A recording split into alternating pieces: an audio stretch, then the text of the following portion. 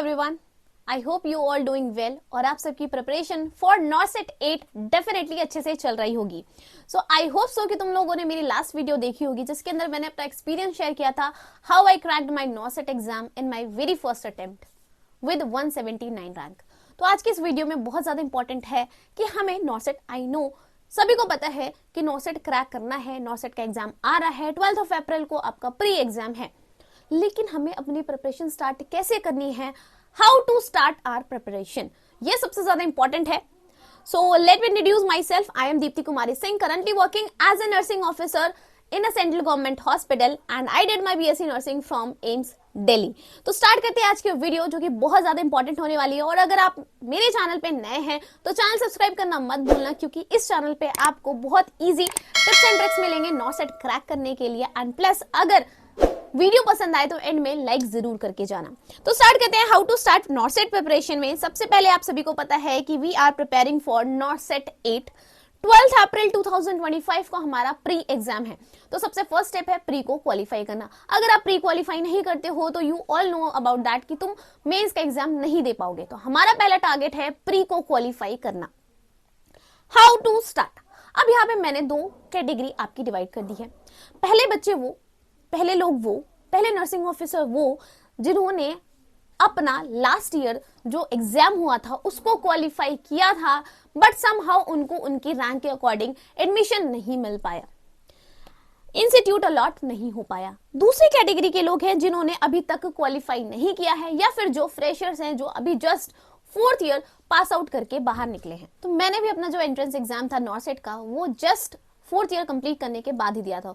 तो आई नो कि क्या क्या पॉइंट्स है जो एज अ फ्रेशर तुम्हें इंक्लूड करने चाहिए, और अगर तुमने ऑलरेडी क्वालिफाई कर लिया है तो क्या है तुम्हारे पास बेनिफिट्स जो तुम यूज कर सकते हो, यूटिलाइज कर सकते हो अपने इस नॉसेट एग्जाम के लिए। तो स्टार्ट करते हैं। सबसे पहले हम ग्रुप की बात करेंगे, ग्रुप 1 जो क्वालिफाई ऑलरेडी कर चुके हैं लास्ट ईयर के एग्जाम्स में। तो हम सभी को पता है कि हमें कुछ तो चीजें हैं जो पता है, at least we know the examination pattern कैसा होने वाला है, उस टाइम पे जो टेंशन होती है, उस टाइम पे जो माहौल होता है एग्जाम का वो कैसा होता है।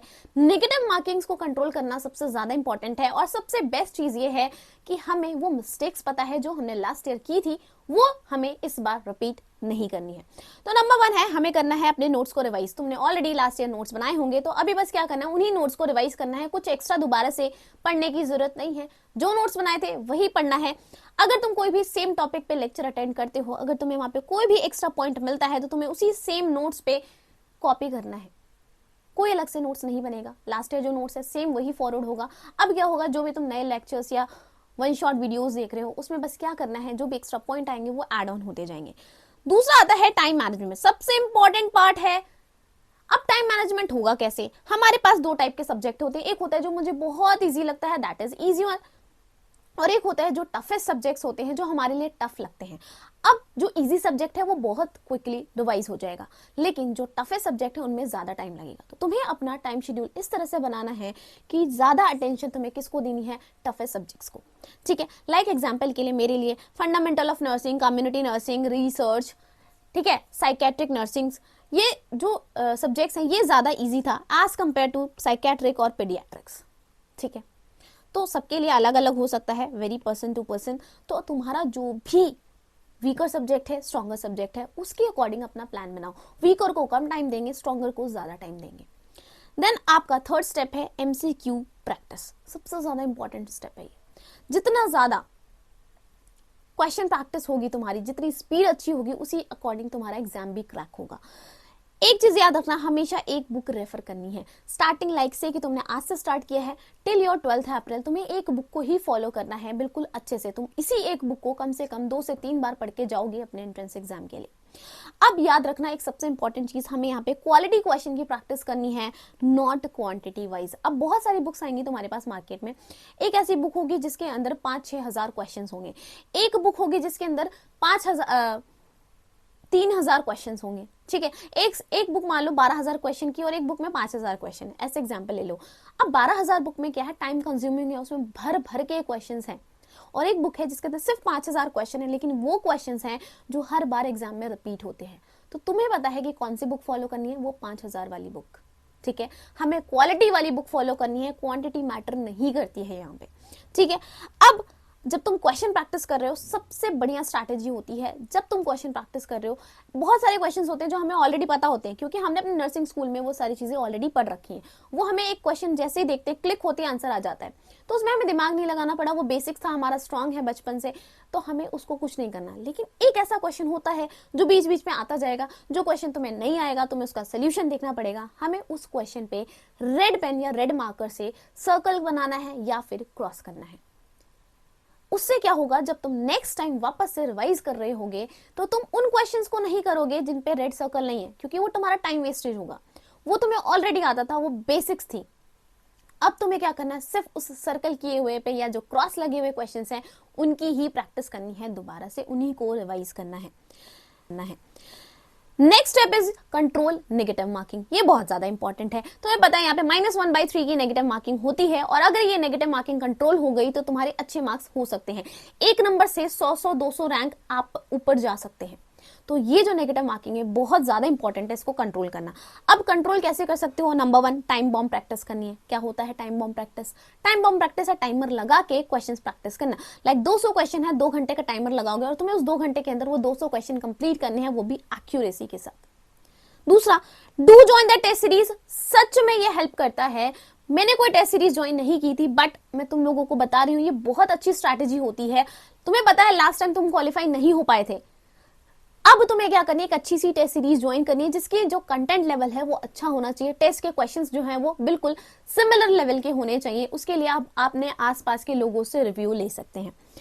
हर एक क्वेश्चन को 2 बार पढ़ना है, जल्दीबाजी नहीं करनी, कोई ट्रेन नहीं छूट रही है। आपके एग्जाम टाइम में आपको प्लेंटी ऑफ टाइम मिलता है उस क्वेश्चन को रीड करने का, तो एटलीस्ट यार 2 बार पढ़ो। कई बार ऐसा होता है करेक्ट लिखा होता है और हम उसे इनकरेक्ट पढ़ के जो ऑप्शन गलत था उसको सही चूज कर लेते हैं। तो क्वेश्चन हमेशा 2 बार पढ़ना है, और जब तक तुम चारों के चारों ऑप्शन ना पढ़ो किसी भी ऑप्शन पे टिक नहीं करना। चारों ऑप्शन पढ़ना मैंडेटरी है यहाँ पे, ठीक है। और अगर तुम श्योर नहीं हो तो बिल्कुल भी आंसर मार्क नहीं करना है, तुक्केबाजी नहीं करनी है। ओके, सो अब यहाँ पे हम बात कर लेते हैं अपने फ्रेशर्स की या जो क्वालिफाइड लास्ट ईयर नहीं हुए थे, ठीक है। अब हमें यहाँ पे एक प्रॉपर रोड मैप बनाने की जरूरत है। जितने भी बच्चे अभी जस्ट पास आउट हुए हैं, तुम्हें अपने पूरा का पूरा एक कंप्लीट रोड मैप बनाना है कि तुम्हें इस टाइम तक अपना सिलेबस एक बार फिनिश करना है, तुम्हें ये वाले सब्जेक्ट पे ज्यादा फोकस करना है, तुम्हें ये वाले सब्जेक्ट के ये टॉपिक्स तो जरूर है कि पढ़ने हैं। ये सारी चीज तुम्हें करनी होगी। जो बंदा क्वालिफाइड था उसको बहुत सारी चीजें पता है, हम फ्रेशर हैं, हमें कुछ नहीं पता। जब मैंने अपना 4th ईयर पास आउट किया था मुझे नहीं पता था सीरियसली कि मुझे इतना सारा सिलेबस पढ़ना है। जो मैंने 1st ईयर से 4th ईयर तक जितने भी सब्जेक्ट्स पढ़े वो सारे सब्जेक्ट्स मुझे वापस से रीड करना है। तो ये तुम्हारे लिए सबसे इंपॉर्टेंट है। पहले अपना एक रोड मैप प्रिपेयर करना है। तुम्हें कौन सी बुक फॉलो करनी है, तुम्हें कौन सा कोचिंग ज्वाइन करना है, तुम्हें किस टीचर के लेक्चर अटेंड करने, तुम्हें कौन सी टेस्ट सीरीज लेनी है, तुम्हें किस तरह से पढ़ाई करनी है, कितने घंटे पढ़ाई में लगाना है, कितने घंटे तुम्हें क्वेश्चन प्रैक्टिस करनी है। ये सारी चीजें तुम्हें खुद बनानी होगी, क्योंकि तुम अब इस स्टेज पे हो, तुम छोटे बच्चे नहीं हो। हम 11th-12th में नीट की प्रिपरेशन नहीं कर रहे हैं कि हमें कोई सामने वाला बंदा एक प्रॉपर शेड्यूल बना के देगा। अब हम बहुत ज्यादा मैच्योर हो चुके हैं, हम जॉब की प्रिपरेशन कर रहे हैं, और इस टाइम पे सबसे बढ़िया शेड्यूल वो होता है जो तुम खुद के लिए बनाते हो, दूसरे का बनाया हुआ नहीं, जो तुम खुद अपने लिए बनाते हो और उसे खुद फॉलो करते हो, ठीक है। तो सबसे पहला स्टेप है, हमें क्या करना है, बेसिक्स को स्ट्रॉन्ग बनाना है। सबसे ज्यादा इंपॉर्टेंट जो भी तुम्हारे बेसिक सब्जेक्ट्स हैं, लाइक तुम्हारा फंडामेंटल नर्सिंग है, तुम्हारी मेड सर्ज है, तुम्हारा कम्युनिटी नर्सिंग है, जो तुम्हारे बेसिक्स हैं। बेसिक्स आपके 2 ही होते हैं, एक फंडामेंटल और एक MSN। इसको ही आपको स्ट्रॉन्ग बनाना, और तुम्हारा फंडामेंटल जितना स्ट्रॉन्ग होगा ना, तुम्हारे बाकी सारे सब्जेक्ट ऑटोमेटिकली स्ट्रॉन्ग हो जाएंगे, क्योंकि उससे रिलेट करके ही क्वेश्चन पूछे जाते हैं। तो यहाँ पे आपको सेल्फ स्टडी के लिए जा सकते हो। मैंने अपना सेल्फ स्टडी करके ही अपना ये एंट्रेंस एग्जाम क्रैक किया था, मैंने कोई कोचिंग कुछ नहीं ज्वाइन किया था। अब अगर तुम्हारे बेसिक स्ट्रांग हैं तो तुम खुद सेल्फ स्टडी करके क्रैक कर सकते हो। अगर तुम्हारे बेसिक स्ट्रांग नहीं है, तुमने ज्यादा पढ़ाई की नहीं, 1st to 4th ईयर में तुमने बस ऐसे ही टाइम पास करके निकाल दिया अपना, कोई क्लासेस अटेंड नहीं की, कोई लेक्चर, कोई नंबर पासिंग मार्क्स आ गए, इतना ही था, मतलब तुमने सीरियसनेस के साथ कुछ फॉलो नहीं किया है, तो अगर तुम अफोर्ड कर सकते हो तो तुम्हें डेफिनेटली एक कोचिंग ज्वाइन करनी चाहिए। ओके, अब मैंने जैसा कि बता दिया, अपना टाइम शेड्यूल खुद बनाना है, और 6 से 8 घंटे मिनिमम है। ये मिनिमम है कि तुम्हारे पास इतने घंटे की पढ़ाई होनी चाहिए पर डे में। तुम इसको और इंक्रीज कर सकते हो बेस्ड ऑन योर नॉलेज।